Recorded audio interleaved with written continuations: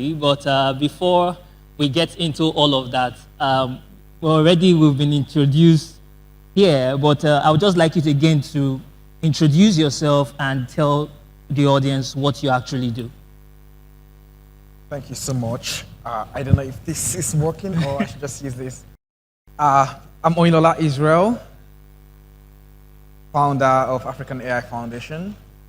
We believe that AI is going to be another opportunity to level up inequality in the world, economic inequality.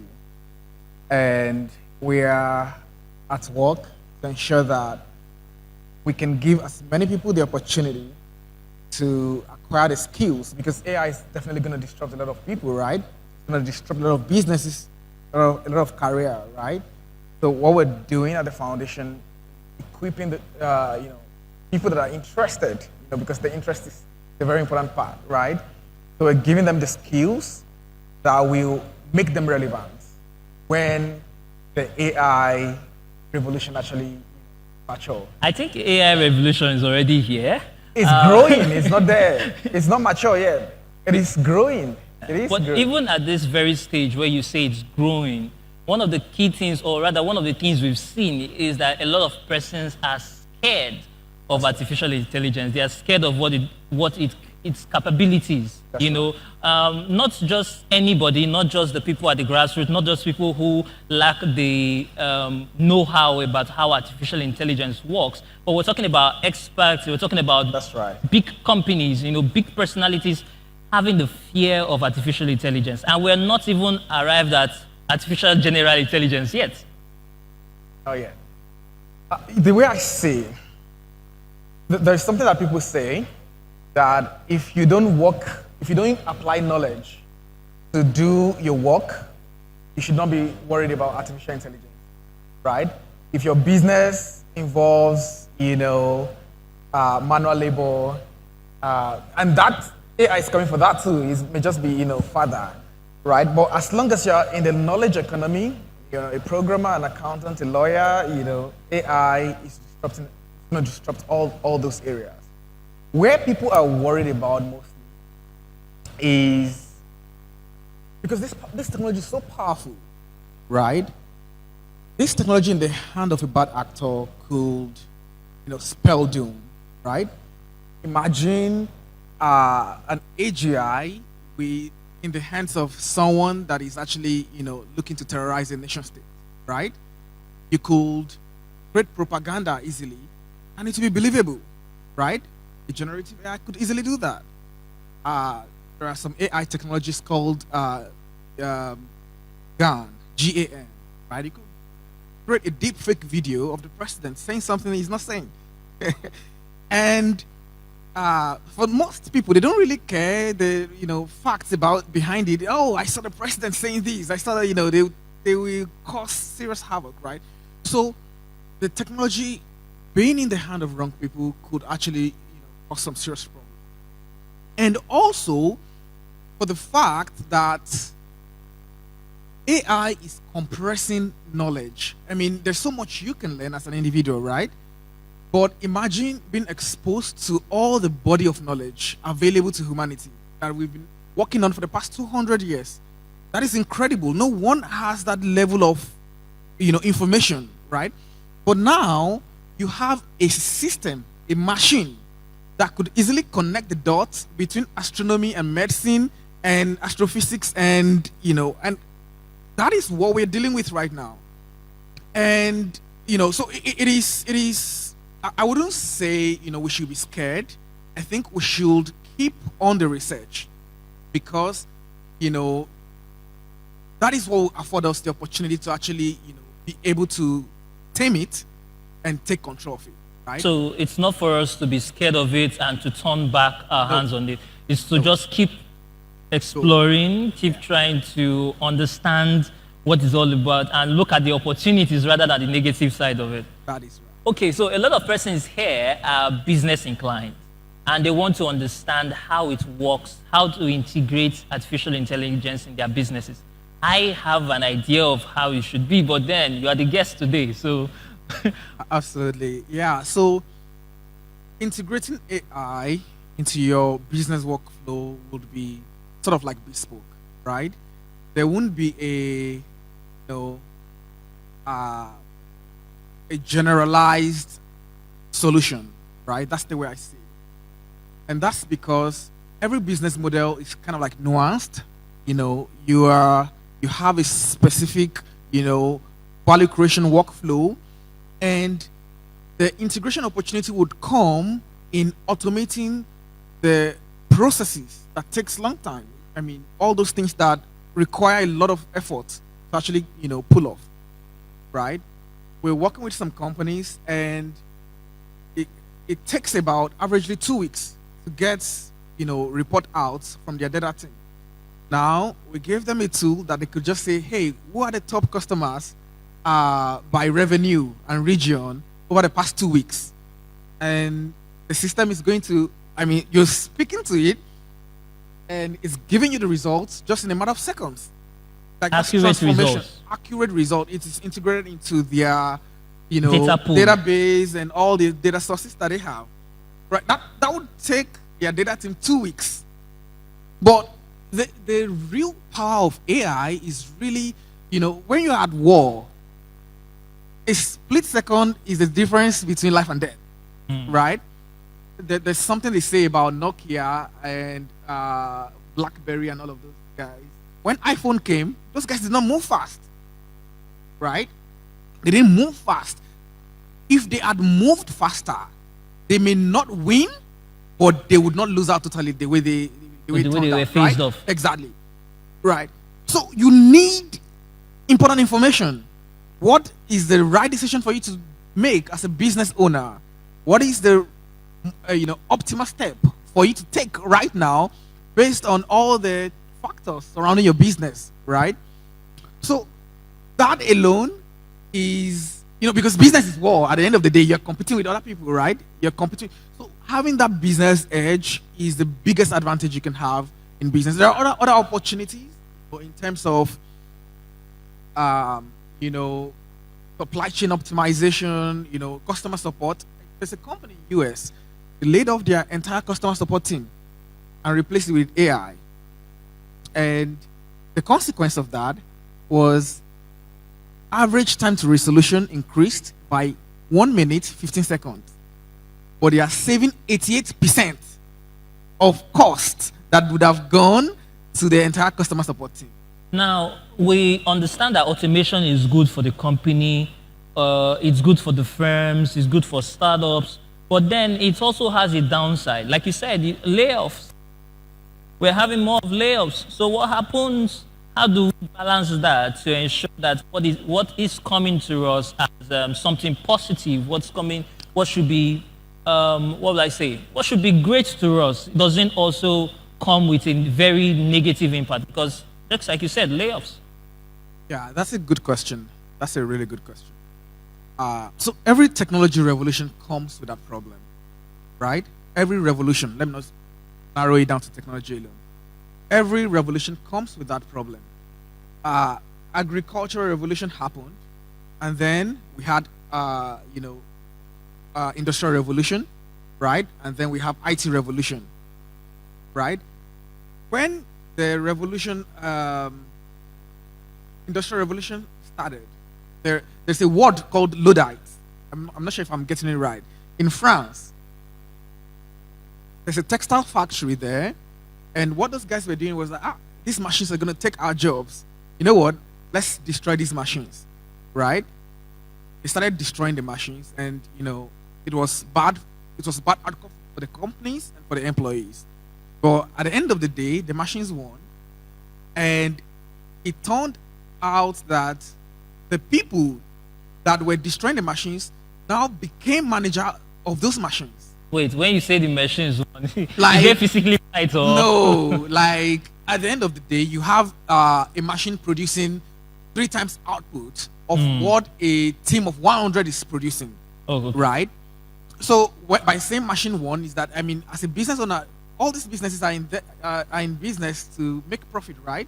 But at the end of the day, they will create value for their employees as well. So by me saying that the machines one is that it's just imperative that the side that has the most value would win. Right? Exactly. Yeah. So the machines could churn out more textile products. They could do it in less time. They don't get tired. Just oil them, right? They don't have emotional problems. They're not dealing with all these things, right? So, but it turns out that these people that were destroying the machines were wrong, because at the end of the day, the factory produced so much that everybody got a raise. Everybody ended up getting a raise, and the people that were initially manually knitting those textiles were repurposed into other functions. So what I would say is that people should not be worried about the fact that AI is going to take jobs. AI will do that. That is inevitable, right? What should happen is people should upskill. They should acquire new knowledge, new abilities to be productive, to be functional in the new revolution, right?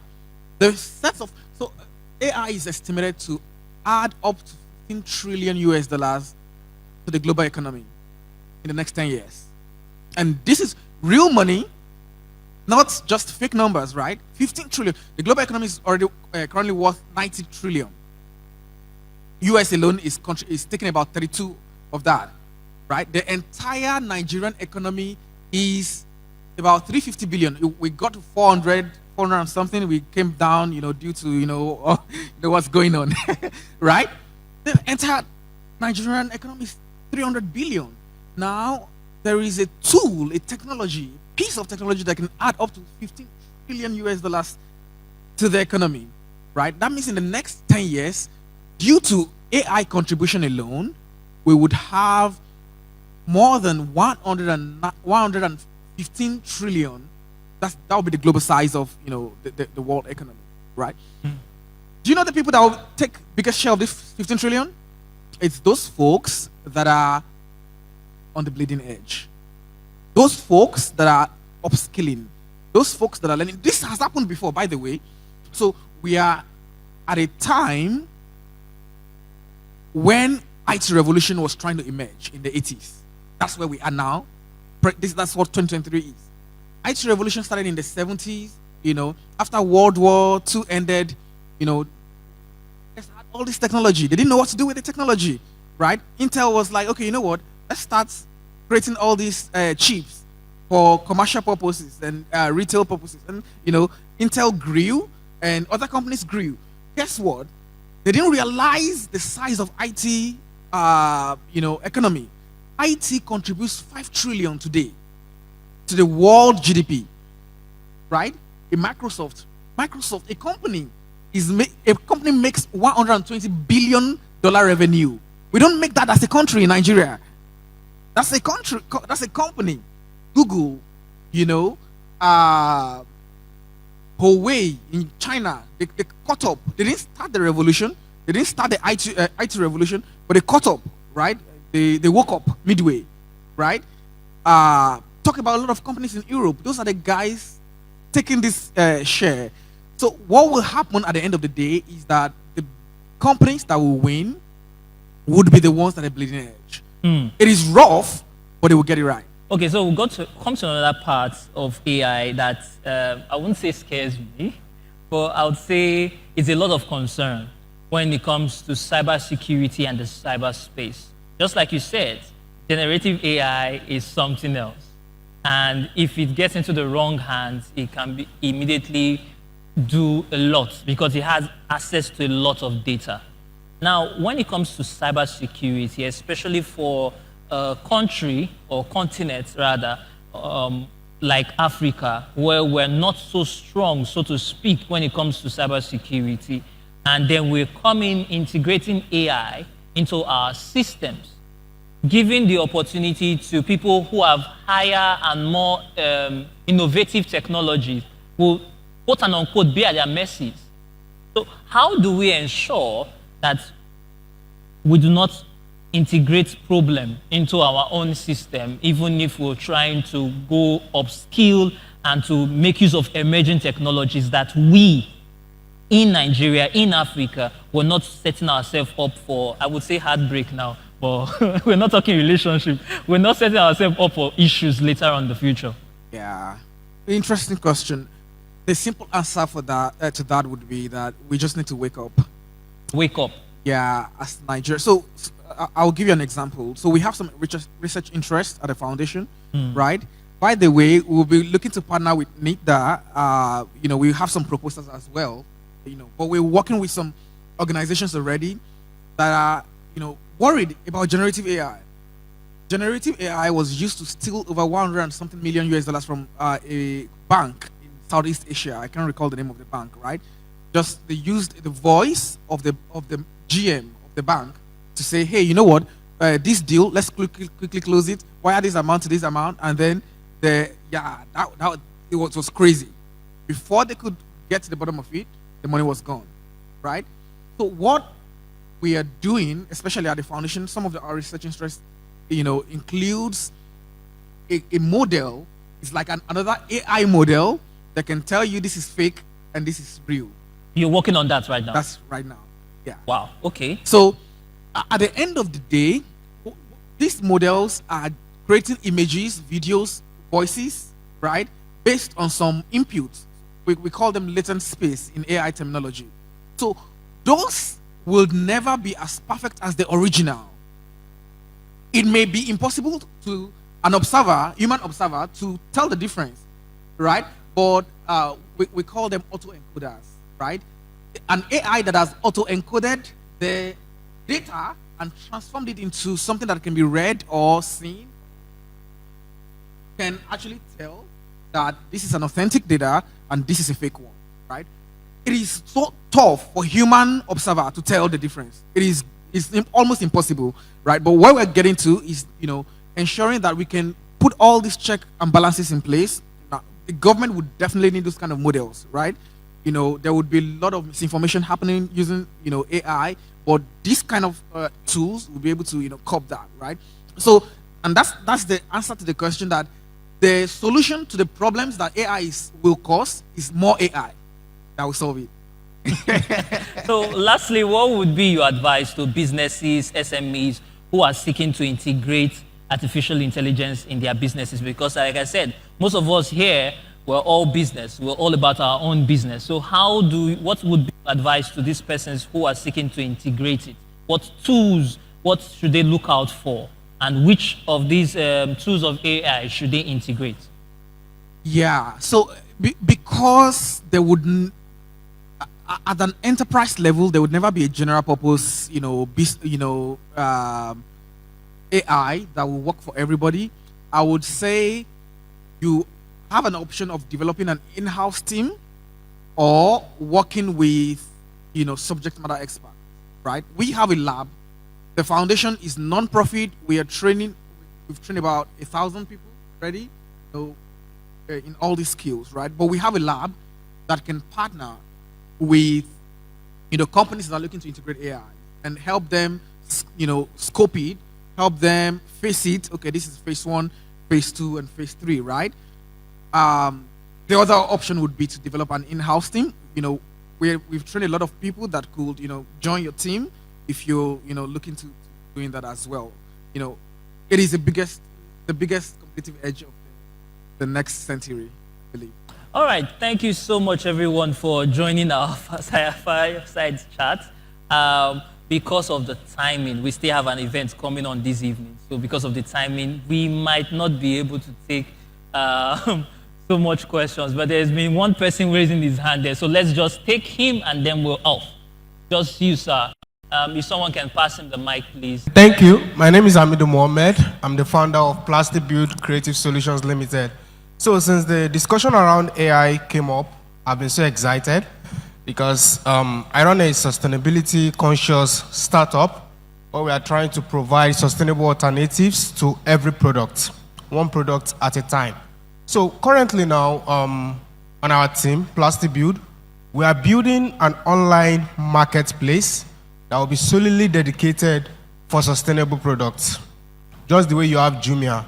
But this time around, you only have products that meet a minimum amount of carbon footprint. So if you have that bottled water there, before it gets on that platform, we'd have to calculate how much carbon footprint does it release. Is it 5% or 10% minimum before it can come there? Because the idea is to promote sustainable consumerism, just like we have about 60% of the entire consumer base in America actually, they think about the environment before taking it. In Nigeria, the number is just around 14%. So the idea is to grow that number to 50% by 2028. So what we are doing is we are trying to develop an AI model that can, maybe scan a product or do an analysis of a product and calculate its carbon footprint before it can be admitted on that platform, like an online platform. So we'd really want to, collaborate with the AI Foundation to bring this to life, because this will help us reduce tons of carbon CO2 emissions and help us move towards a greener planet. I mean, that's a worthy cause. We are happy to collaborate. Yeah, thank you very much. All right, thank you very much. Thank you so much to everyone for joining our session. I hope that everyone has been able to learn one or two things from this very session, and you better understand that artificial intelligence is here for us. Just like he said, the solution to the challenges that artificial intelligence brings for us is more artificial intelligence. Thank you so much, everyone. Thank you so much.